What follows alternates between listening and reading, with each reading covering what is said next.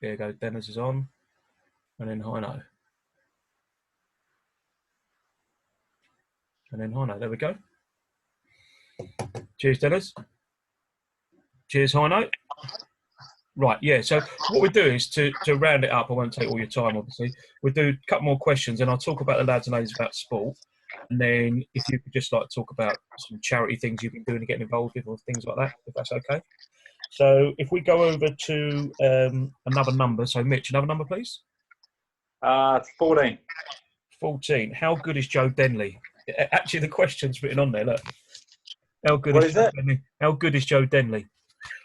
Yeah, he's obviously very good. Anyone that gets to international cricket, and Heino as well, they've both got to that level and done very well at grade cricket. But there's certain players I can honestly say through my career, and other bowlers have this. When people bounce back, you like to sit on the boundary and watch. And you know, Joe's obviously one of them players for me. Red ball or white ball. I thoroughly enjoyed watching him in white ball. Red ball especially. Heino's the same when he comes. It was very similar. They're players you like to watch. Batting is so hard. Like, I obviously not the greatest bat, well, I'll admit that, but it is so hard. And I've got so much respect when the guys that can face bowling at 90 mile an hour don't realise how good they are till you've bowled 90 mile an hour or blink. And it's crazy. Yeah, so over to the batsman as well, because pressure must be a big thing as well. Because when you're doing really well, you're in the groove. Are there any certain things you do, certain rituals you do, or something that's down to luck, or something that's how you feel on the day? I don't know. Heino, over to you. My audio was off, so I didn't hear the question. Sorry. Oh, so the question was basically about how good was Joe Denley, and then Mitch changed it into kind of like it'd be an awesome batsman to watch. So you can do the how good is Joe Denley. I don't think his head's going to fit through the door, but and then go about your kind of batting experience about, because there must be a lot of pressure, especially when you're a run getter as well, run chaser, especially in those high situations. So yeah, Joe is he's gone up in my book pretty quickly. AB was always my number one batter, but we're seeing that he's not really playing enough now. Joe's got to be up there. Don't compare me to AB de Villiers. That's outrageous. That's brilliant. Love that. Love that. Yeah, no, there's not a lot of people who can score 100 and take a hat trick, in the same game, and he's probably the only one that I know of. I did actually. When you see someone bat that much, work out when things aren't going right. And I watched the Big Bash for a while there when on his way, and we're in Adelaide. And we went out there, and I just kept apart like that. How he's playing international cricket. Over to you, Joe. Yeah, that's fair actually. What Mitch says there. Like, I played a lot with Mitchie, and there were obviously times when you struggle as a batter, and there was a period there where I was struggling. And I do remember the conversation we had with me and Mitch. It was the day before we was due to play a T20 game in Adelaide. And I suppose it was just a conversation of him pumping my tyres up a bit and reminding me of what I'd done well, and him with his coach's hat on. And then there you go. The next day I went out and scored 70 odd not out in my final Big Bash game. And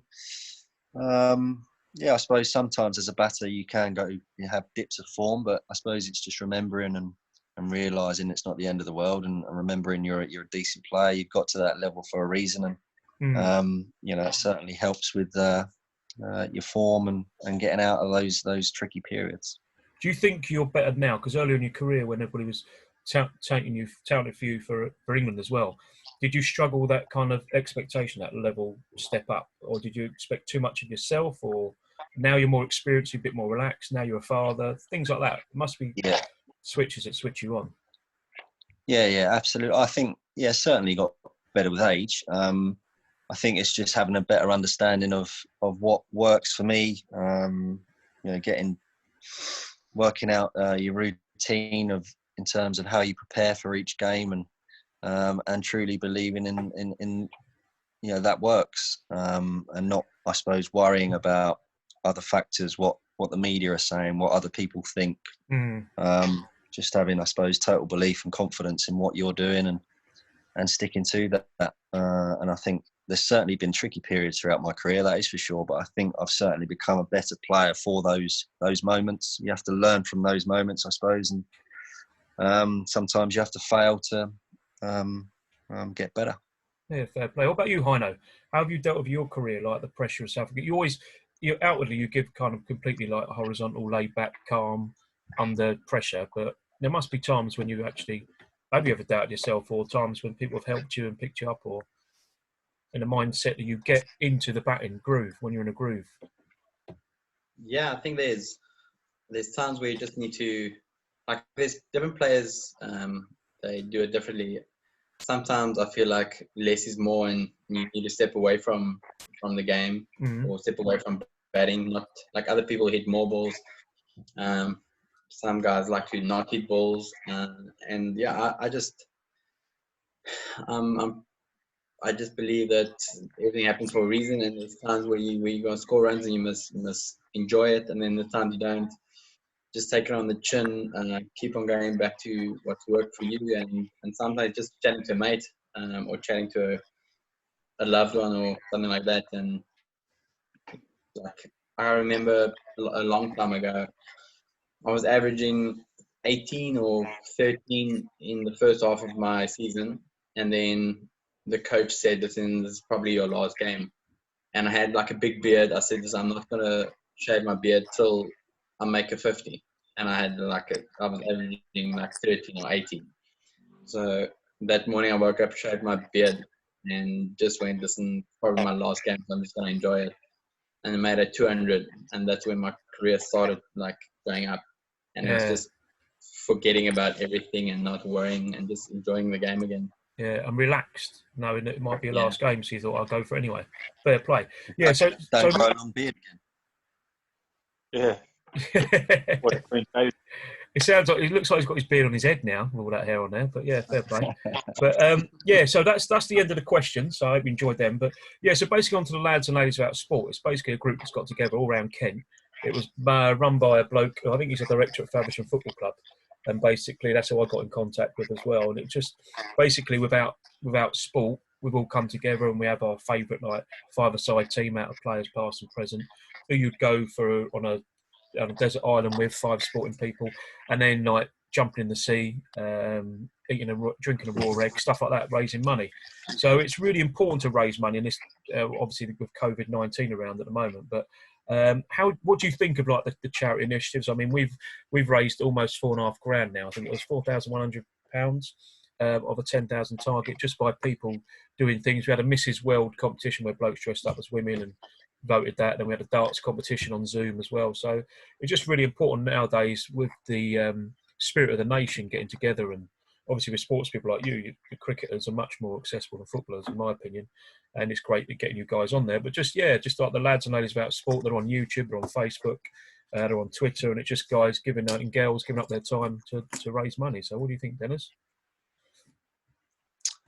Oh, like you say, I think it's important. I think as professional sportsmen, I think we have a duty to, I suppose, or use our platform as a way of helping others, definitely, and certainly in times like this, when you see the struggles that are going on and what an amazing job our NHS, for example, are doing. I think it's very important for guys like us to sort of come on and have chats like these and try and promote anything we can in terms of fundraising to help these amazing charities that are doing such a great job and supporting, our NHS and other charities that are out there. So, it's vitally important, and I love every minute or every chance I get to try and support that.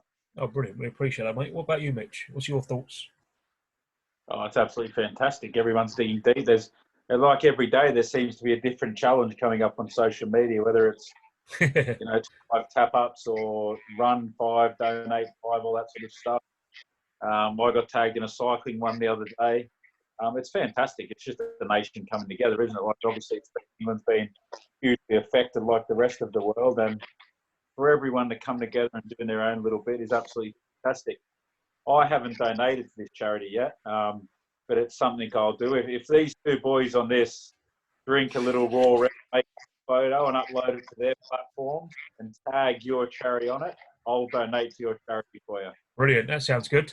The raw egg's fine as well, lads. I've done it the other week and it's fine. It just goes straight down, No, posh.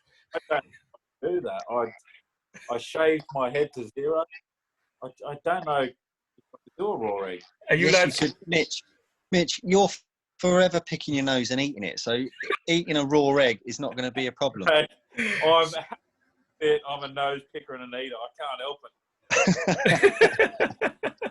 So, Dennis and Heino, can we get you doing that? And then we'll get money donated for Just Giving page. Is that all right? Picking my nose and eating it. No, not picking your nose, eating it. Putting a raw egg in a cup and you got to film it or take a photo of it, drinking the raw egg, and then, oh, brilliant. So I'll give Mitch the details of Just Giving page and all that lot, and then we can put it on your social media and then share it, hopefully retweet it and stuff like that. That's great idea. Yeah, I'm all in for that.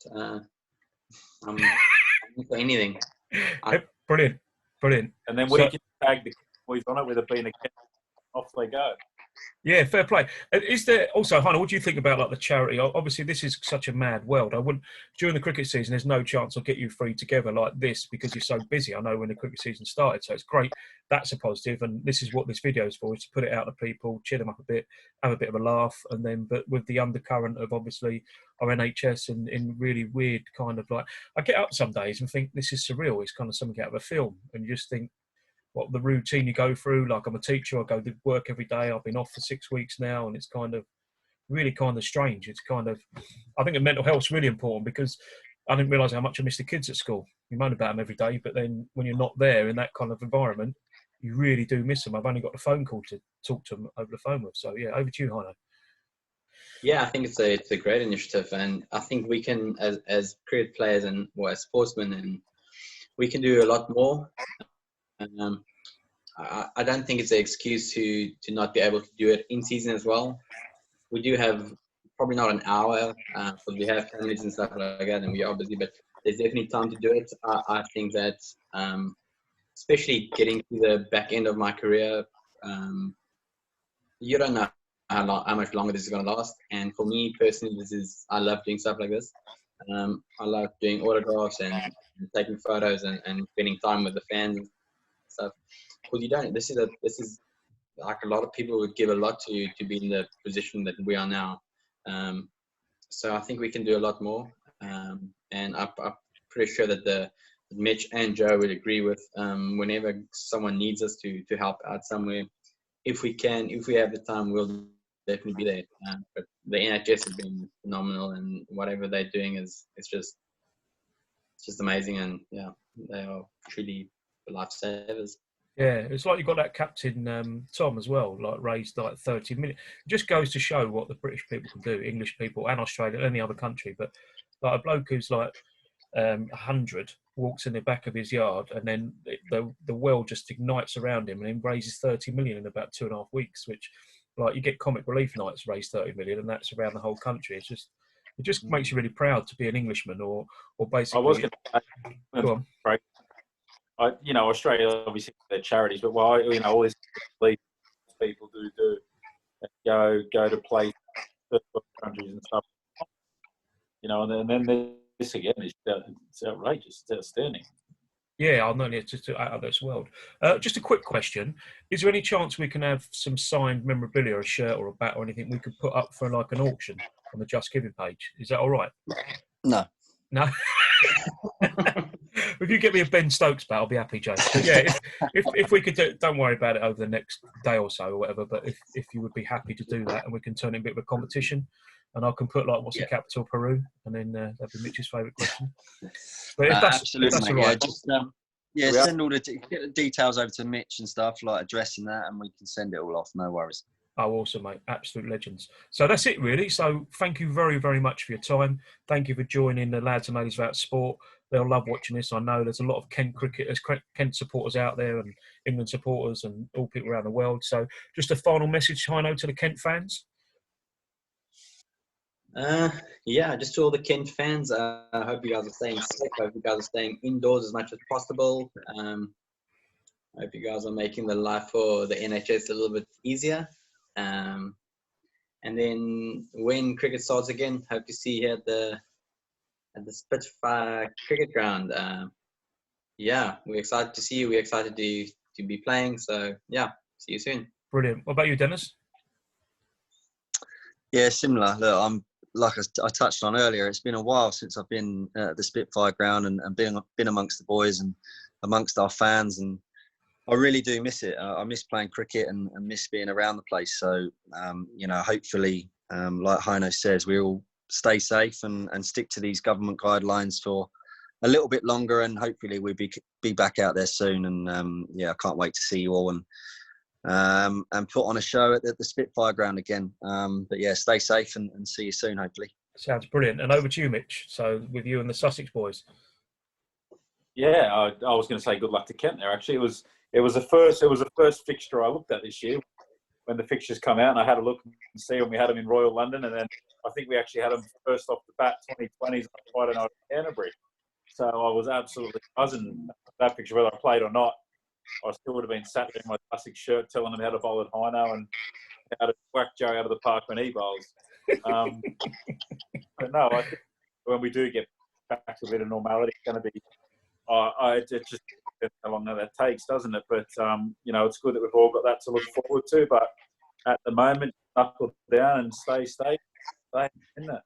Yeah, definitely. So, yeah, thank you very much for your time, lads. It's been absolutely awesome. I've loved it. As a fan and a cricket fan and a fan of you three guys, it's been humbling to be able to speak to you guys as well. And I hope you stay safe. Hope your family stay safe. And hopefully we'll start the cricket in July. So, great to see you guys. No worries. Okay. Cheers, pal. Cheers, Charlie. No, cheers, lads. Can we do another one maybe in a month's time or something or whatever? Yeah, mate, if we're still locked down. If we're still in lockdown, then that'd be okay. Brilliant. Yeah. Right, Man. cheers, lads. And I'll send you the info as well, Mitch, about like the boys drinking the egg and all that lot. Absolutely awesome. Cheers, Is lads. it just drinking egg? You just open the egg in the glass, bosh, down. Bosh. Bosh, Right. there we go. Good luck with that, lads. It's good protein. It's a good protein source. It is good protein. Heino. We're thinking about sport and your fitness as well. But no, absolute I'm legends, in for lads. that. I was just wondering if it's something like a bit more extreme. Do you want to shave your head, hey? I go to a 0. No, I'd rather eat 18 eggs. Stick to something basic then. We could have a weekly challenge, lads. It's not a problem. But yeah, no, I really appreciate you lads coming on. Right. All right, Cheers, boys. Charlie. Cheers, mate. Cheers. See you soon. See you soon.